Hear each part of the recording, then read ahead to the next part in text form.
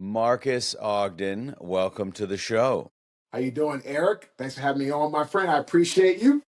I'm good. Our deep dark secret is that I was on his podcast about a half hour ago. So we're going to pretend that we didn't just see each other, despite the fact that we literally just Yeah, saw each other. it's a formality, man. It is what it is. Hey, so I start the show same way every week. Talk to me. What's one thing that you are most grateful for today? I am grateful for the relationship that I have with both my daughters. The relationship with my 20-year-old got strained for about a year Mm. when I filed for divorce from her mom, my ex-wife, in July of 2022. And from probably, I'd say, August of 2022 until about August of 2023, we didn't speak very much. I would reach out, I'd text, it would be very short, very, very brief.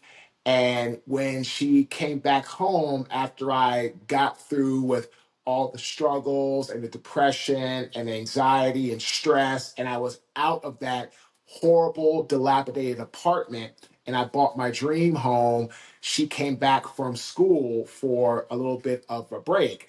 And I basically told her the truth about what happened. And then she was like, "Oh, wow, Marcus, I didn't realize that." I said, "Well, yeah, I would expect you to, because I would expect somebody to tell you what was going on." So when I told her what was happening, that was the beginning of repairing our relationship. And now we have a very good relationship. She is a rising junior at NYU studying nursing, and she just earned a full scholarship for her junior year. Oh, she just earned the full scholarship, and she is so excited. It's covering her books, her room and board, her tuition, everything. And it's phenomenal because we are able to now talk more often. She was home this summer. She actually just went back, actually, this past Saturday, back for get ready for her junior year. But we talk a lot, text, phone calls. We went to Father's Day brunch with me and her and my youngest. So my other daughter is 10, and she is doing fantastic. It was a hard adjustment, Eric, to go from us not being together. She still wants her mom and dad together, and I understand that. Yeah. But it's gotten a lot better with her having in my house now her own room. That because in the apartment, right, Eric, it was a rental. It was fully furnished. It was like outdated furniture. She didn't really like where she was. And I don't blame her. I didn't like it that much either. So she didn't really have anything to call her own space. Now in the new home, she has her own room. She has a playroom. She's got more friends around, more things around. So she feels much more settled. So I'm just very grateful for the relationship that I have with my oldest daughter, Ava, and then my young daughter, It's interesting, and maybe there's a whole nother show we talk about this, but one of the things I talked about on your show is vulnerability begets vulnerability. People need to get real and raw with each other. One of the things that people don't often talk about, I think I might have addressed this, is nobody talks about how hard it is dropping your kid off at college. We just dropped our oldest son off at his freshman year of college. And man, there's a lot of emotions around saying goodbye. He's about 850 miles away, and it's this emotion of, did we do all that we could have done? Did we do the right things? Is he got the formation he needs? Is he going to make good decisions? Is he going to get a job? All the things that you hadn't thought about for 18 years kind of all pile up in one weekend full of emotions. Yeah, I mean, I remember when Ava was gone, how hard that was. And again, just adjusting to not having her home all the time was hard. And now I'm preparing for her to have this year, one more year. And then from there, right, Eric? It's adulthood. I mean, she's gonna go and get her job, and she, as a nurse, she has all kinds of opportunities. So she'll find a job, and she's gonna want to eventually get married and have kids and all these things. So I'm just grateful that even through the tough times that we had, with the divorce and the lack of communication for about a year. We worked through it. Neither one of us gave up, and now we're back where we need to be with me loving her like I always have, never stopped. But she can reach out to me. She can call me anytime if she needs something financially. I will help her. All these things that I didn't have for a year that I now have back. So I'm so grateful for that. And then my 10-year-old, we have a great relationship. She's very, very well spoken. She's very respectful. As a matter of fact, Eric, she drew me a little picture yesterday. Her cafeteria was dirty at school. She got a push broom herself, started cleaning up the cafeteria, then created a little bit of a little like poster to get some of her other friends to come on board and recruit them to start helping to clean up the cafeteria because she wants to make the cafeteria a better place for her student friends and things like that. Yeah, she didn't learn that one on her own. Someone probably taught her that one, Dad. I want to jump in. We talked in the introduction to the show that you played in the NFL. If I did my research right, you played about 5 years. Talk to me about your time in the NFL and that overall NFL experience.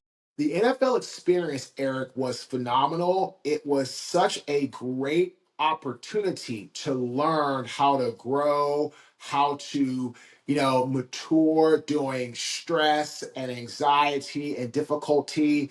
Like your son going far away, I didn't go far away in college. I went to Howard University. So my dad was a 10-minute drive from me. He came to every football game at Howard that I played, most away games. I was in the Mid-Eastern Athletic Conference. So I go to Florida on occasion, but for the most part, North Carolina, Baltimore, Norfolk, Virginia, going up to Dell State. So he came to almost all of my football games in college. When I got drafted to the National Football League by the Jacksonville Jaguars, I literally moved right about 800 miles, give or take, to Jacksonville. And I was a 22-year-old rookie. I had never paid a bill in my life. I had never bought a car in my life. I didn't have, I didn't ever knew how to like balance a checkbook. I never had I had like a bank account, but my parents or my mom or my grandparents, my dad put money in it. I didn't know how to like deposit checks. I didn't know how to write checks. None of that stuff. None of it. So it took me a while to learn how to be an adult on my own with a lot of money in a very high pressure job. And that's what the NFL is. Is it a phenomenal career? Yes, for a time, because it won't last you forever. But it is also a job. It is doing things that you have to do to give yourself the chance to stay in the NFL. Getting to the NFL is one thing, staying is another. So it's a whole different level, right? Eric, practices, film study, playing against, guys I watched on TV, my entire life. I'm now, Hugh Douglas was a big Eagles player and before I got to the Jaguars. That's my teammate, right? Fred Taylor, who I used to watch run up and down on Sundays. Now I'm blocking for Fred Taylor, right? Byron Leftwich, who broke his leg at Marshall, got carried by his lineman. I watched that on TV. He's in my draft class. We're drafted together, right? My old adversary, Rasheem Mathis from Bethune-Cookman, playing against him for 4 years. Every year, 4 years in college. He was at Bethune. I was at Howard. Drafted as my You teammate. What's so interesting to me is you said something about not just making it in the NFL, but staying in the NFL. I don't know if you know the name Walter Bond. Of Walter course. is a keynote speaker, former Basketball. NBA athlete. Yep. Yep. He talked about his aspiration was to make it to the NBA, and his downfall, I'll call it his downfall. He probably called it something slightly different, but his downfall was when he got to the NBA, he felt like he had arrived. So when Karl Malone and he were on the same team and Karl would say, "Hey, do you want to work out?" Walter had already met his goal. His goal was to be in the NBA, to make the NBA. When John Stockton, who had a chiropractor on his personal staff, said, "Walter, do you want some chiropractic care while you're here? My chiropractor has an opening. He felt like he hit the jackpot. He was already in the NBA, where I think most of us, athletics aside, most of us aspire to be a salesperson or to be the vice president or the director or the manager, but we don't do the continued, I'll call it training or education to maintain our or elevate our game to continue to grow and mature. How much work was it?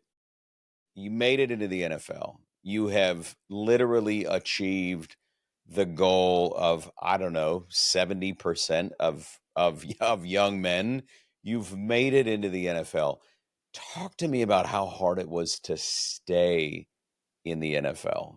Eric, it's every single day you have to be at your best and perform at your best, whether your body is ready to perform at its best or not. That's simple. There's an old saying in the NFL, you can't make the club in the tub. So if you're Mm. constantly injured or not practicing or looking for ways to not get on the field to showcase your talent, you won't make it. And that was what kept me in it. It was a job. It wasn't just a way of life, right? Between off season, like when I got drafted, right, Eric, I got an apartment after our first OT. I didn't go home. I didn't head back to DC. I rented an apartment in Jacksonville. I was there at the facility working out, going against the veterans, all the things that Carl Malone talked about to Walter or John did. I immersed myself in the overall career of being an NFL athlete. That's what kept me in for almost 6 years because I did that. What's so interesting to me, though, is, and I didn't think about it when I had the conversation with Walter, but how many of us in corporate America feel like we have arrived? We got the title, the business card has shown up. We're that C-level executive, but what are we doing for continued education? I just Googled, ChatGPT tells me the average tenure of an NFL player is 3.3 years. You made it almost 6 years on the backs of putting a lot of work in. It wasn't just about making it into the NFL, it was about playing and continuing to play in the NFL. Now, what I find so interesting is the athletes, the professional athletes that I have spoken to. I think as an outsider, as a civilian, if you will, I think we look in and think, man, Marcus arrived. He all of the dreams that so many of us aspire to, professional sports. He's got the jersey, he's got the big names as people he interacted with and built relationships with. He's probably got the money, but after your NFL career, you hit rock bottom. Talk to us about your post NFL career to rock bottom. Eric, I'm going to sum it up in a real nice, concise segment.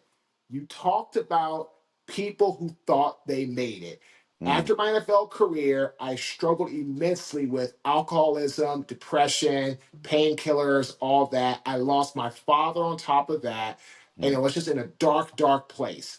I finally got off the couch and I started Caden Premier Enterprises. We became the largest African American owned subcontractor in the city of Baltimore and the state of Maryland after about 2 years. We were in business for almost 6 years there. But like you said, right, Eric, I had a goal of becoming the largest African American owned subcontractor in site work and concrete. I achieved that and I stopped. And because of stopping, I stopped working hard. I stopped coming to work early. I stopped working, doing the things I was always doing to make me better, to make the organization better, to make us do more, trying to grow, trying to learn, trying to advance. I'm like, well, I'm at the top. Where else can I go? And I stopped doing all the things that got me there.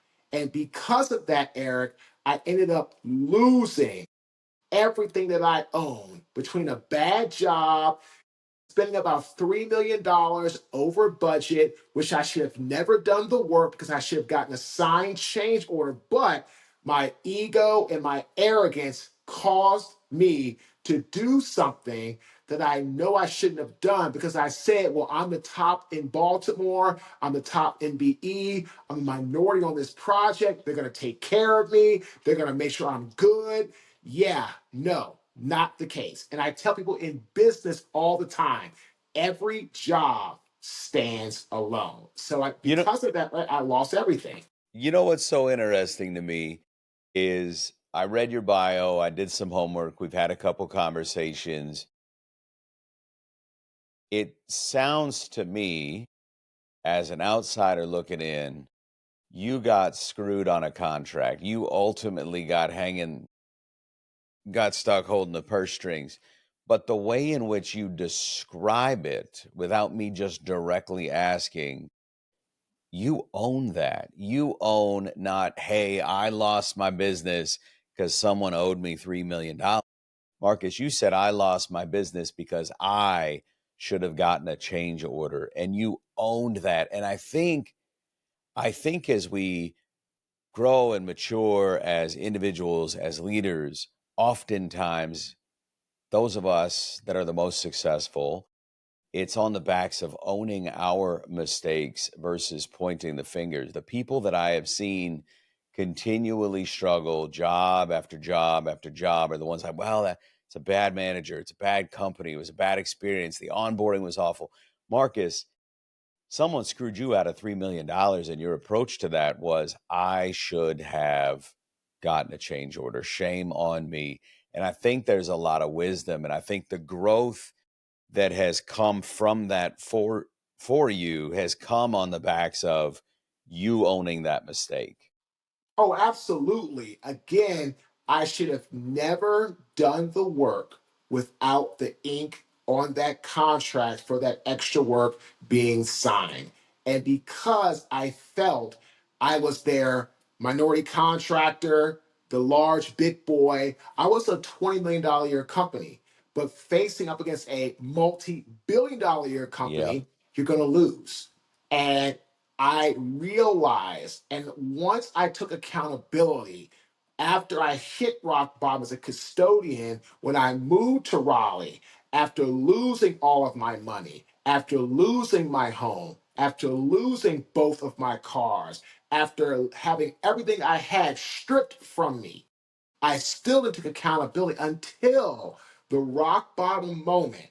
And after someone's trash and garbage and just funky, everything you can think of, horrible air got all over me, I said, okay, sat on the curb, cried for 10 minutes, Mm. ball in my eyes, like, I was a former NFL athlete.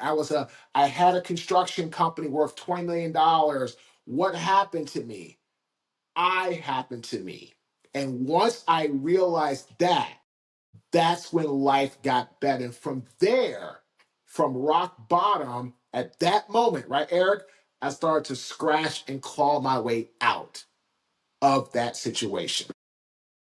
I've always said, and you glossed over it a little bit, but I have always said, and it's kind of a goofy analogy, but if push comes to shove, I'll be the guy at Taco Bell squeezing the sour cream into the burritos. Kind of the mentality of, I will do what it takes to provide for my family and to fulfill my financial obligations. You played in the NFL. You made it big in the construction industry. You ran a $20 million company. Everything collapsed, and you were working for $8.25 an hour as a custodian. Nothing happens overnight. I posted on LinkedIn. Nobody's overnight success happened overnight. There's this vision that Marcus just woke up one day at 22 years old and said, I'm going to make it into the NFL, or that LeBron or Kobe or Michael woke up one day. There's a lot of fits and starts. There's a lot of mistakes made. How did you make it? I don't, maybe the next show we'll talk about how you made it in the NFL and all that, but I want to know how you made it from 8.25 an hour to where you are today. That's a great question. And I know you're big on this phrase. You'll love my answer: relationship capital. Because I started speaking in September 2013, all things for free. I just kept working. I was doing football stuff, Pop Warner, Boys and Girls Club. Everything was free. I was telling all of my clients, I coached their children in private lessons for football. I told all of my clients, if you know of anything, when anybody needs a speaker, please let me know. I'm doing it for free. This was 2013. I'm trying to build up my portfolio. One of my clients, I coached both his sons in football. They were actually my first two ever private clients. I ended up getting him to say, Marcus, my company, NetApp, needs a speaker for a job in Chicago at Mike Dicka's Steakhouse. We're not paying you. We'll take care of your travel, your lodging. Are you interested? I said yes. Now, here's the thing, right, Eric? Did the job. I thought I nailed it. I said, man, this was great, and they're going to love me, and I was awesome, da da da. Did the job, had lunch with Dave the following week. He said, Marcus, how do you think you did? I said, Dave, I thought I did great. I mean, this, that, and this, and this, and this. He said, Marcus, did anybody come up to you and tell you did great? I was like, well, no. He's like, there's your answer. I said, whoa. He said, Yeah. Marcus, great energy, great presence, wrong topic. You were speaking to doctors and nurses. They want to hear about your NFL stories, not your business failure. Great energy, wrong topic. I'm going to give you one more chance. He brought me to another dinner 6 months later in Miami. Same thing, right, Eric? No pay, none of that. Did the job. This time I truly nailed it. He loved it. He said people were raving about it. I got my first testimonial letter endorsement on NetApp's letterhead. And that was the beginning of getting into Fortune 500 companies, just that, and working the way and building relationships and meeting people and adding value. Now here we are. What's that? 9 years later, we've worked for over 60 Fortune 500 clients as a speaker. We have a four-time best-selling author. We've done countless speeches for all kinds of people, right? Real estate, finance, insurance, you name it. But to start, right, Eric, it was just like Biggie Small's song. It was all a dream. I reached out to people in my network and I said, hey, everybody, I'm trying to speak. So what I want to do, if you could help me out, I would appreciate it. If you don't have anything, that's okay too. Just letting you know what I wanted to do. And Dave, who's still a friend of mine to this day, right, Eric, gave me my first opportunity way before I was even ready for it. So much wisdom wrapped up in that. My mind starts racing about how, as a young child, as you were playing football, you got to be coachable. You got to have some tough conversations. Moreover, coach has to have tough conversations with you, but how those tough conversations in Pop Warner in high school and college, and maybe even in the pros, lent itself to your buddy saying, hey, Marcus, that talk wasn't great. But how rather than, and listen, we all know the person, we've all probably been the person at times, rather than getting defensive and say, man, you just don't know what a good talk looks like. Again, you owned it. You were coachable and you made the most of it. And you leveraged that, I'll call it a bad experience, but you leveraged that bad experience or that off keynote to say, all right, well, I'm not going to give up. B, the guy that brought me in thought it wasn't great. C, what can I do to make it better? And because you had the relationship capital, he gave you a second at bat. I fully believe that the opportunity, forget professional sports, the opportunity to do just about anything in the world is out there for all of us if we open ourselves up to what our desires are and start having conversations. Oh, Eric, absolutely. It's all about being real, vulnerable, and authentic with people about where you are. right? Like I said, I am very good as a speaker, a coach, a consultant, but I stink at writing the newsletters, the blogs. But Dawn on my team is awesome. I couldn't tell you how to even code a website or SEO or strategy or build an app. But George is the bomb. I couldn't create a social media post image unless I just took it off the internet and I snapped it on my phone and I cropped it and I posted it. But creating beautiful images like Jaslyn does, I wouldn't know where to start. How to do outreach and cold call to people and make it a special art form like Abby on our team, wouldn't know where to start, but she does. And Donovan, when it comes, I mean, man, you talk about some picture on the phone, I'm good. Make a video, Eric, like with camera and how to make like a sizzle reel. If my life depended on it, I would be gone. I wouldn't know what to do or where to go. But the point is, right, Eric, the team I have around me and our brand, they know how to do what they do best. So again, it's all about learning that we don't know it all. Have conversations with people about what you're good at and what you're not good at, and move forward and be real with yourself. The human mind can do a lot of things, Eric, but it cannot and was not built by God to do everything.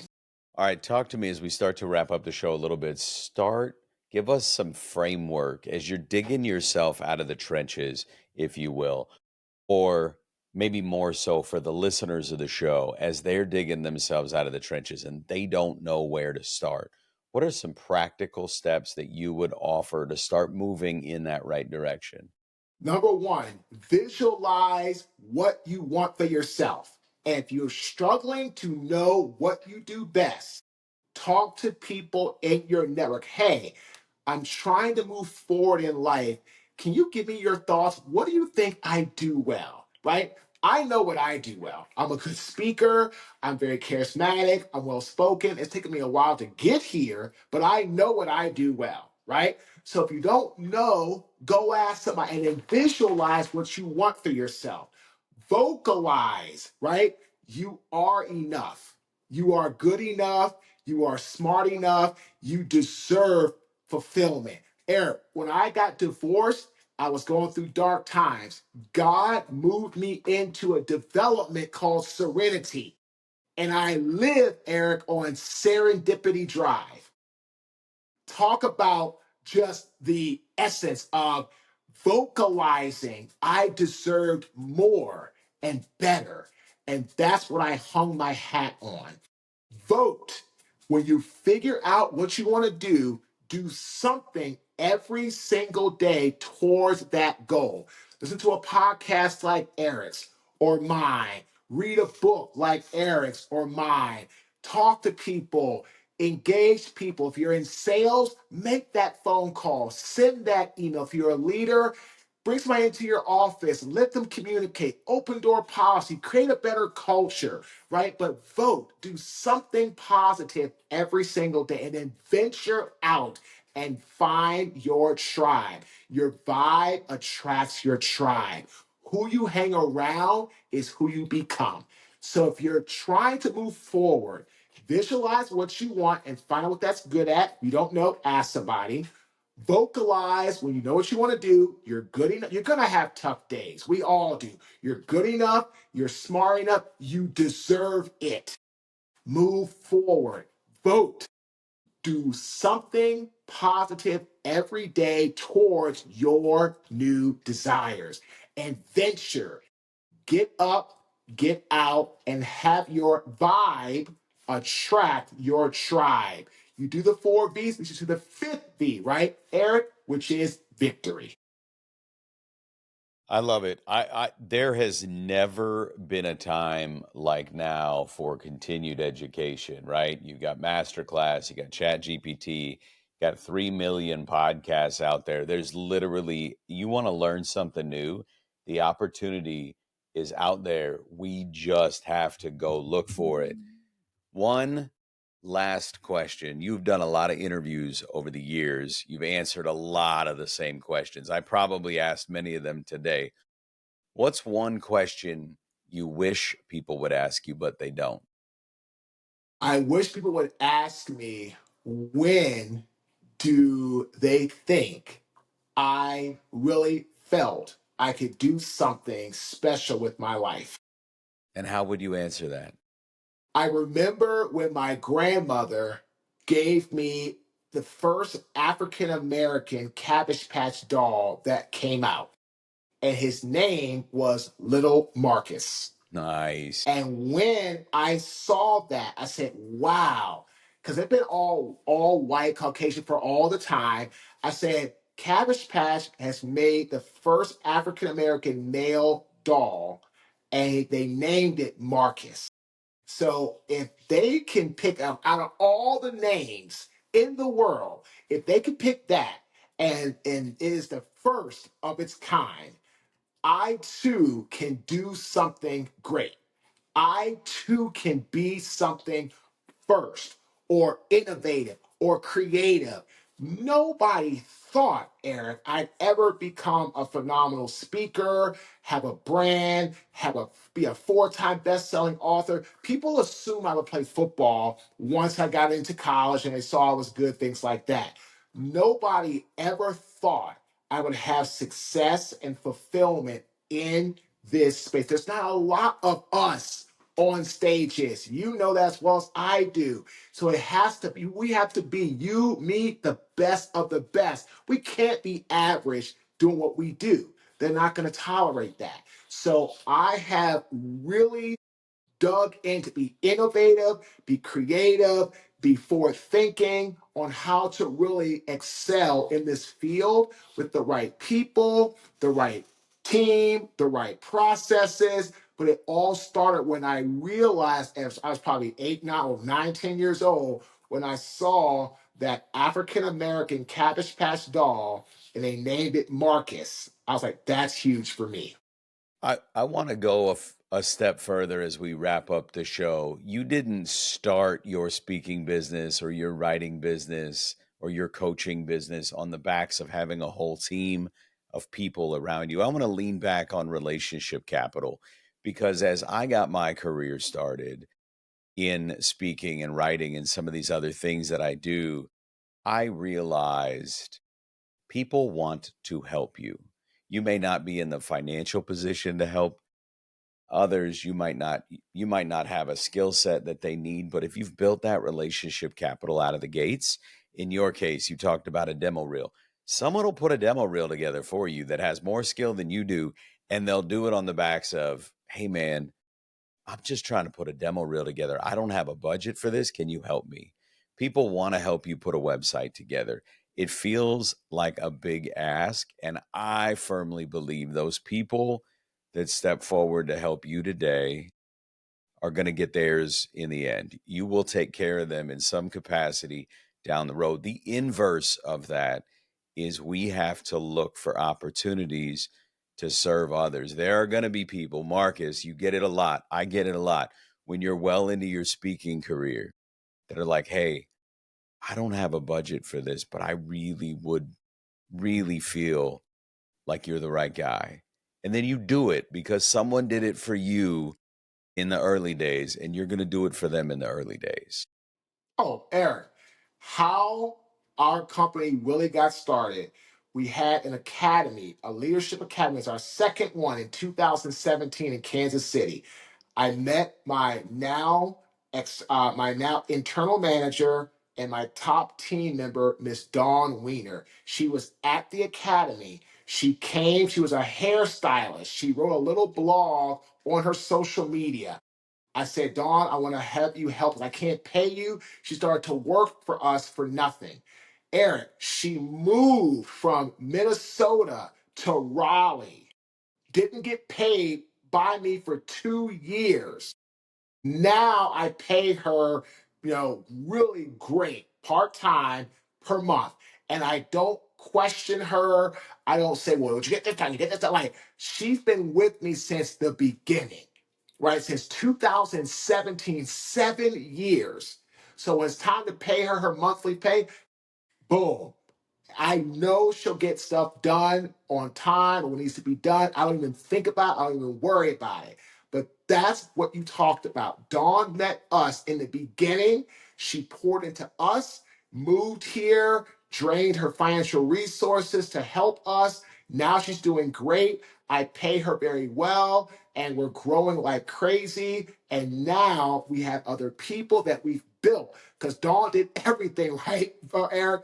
Website, photos, videos, she was everything. Now we have a full team that does external stuff or internal stuff, or we'll do website, or we'll do this, or we'll do that. Like we have all these different people, but everything started, right, Eric, with one person that believed in us when I really didn't believe in myself. Yeah, I got a buddy that I would say sits in that spot for me right now. So Sam, thank you for that. Marcus, thank you for coming on the show. Before we wrap, where can people find you, your work, your books, your keynotes, and all the things Marques Ogden? They can go to their phone, to their app store, and type in Marques Ogden, MarquesOgden, and our app will pop right up. It's a free app, all kinds of free exclusive content, videos. You can listen to our podcast, get to our website, which also is www.marquesogden.com. So we have our app, we have our website, or just shoot me an email, marcus@marquesogden.com. I love it, Marcus. It was an absolute pleasure. Thanks again for coming on the show. Thanks for having me, my friend. I appreciate it.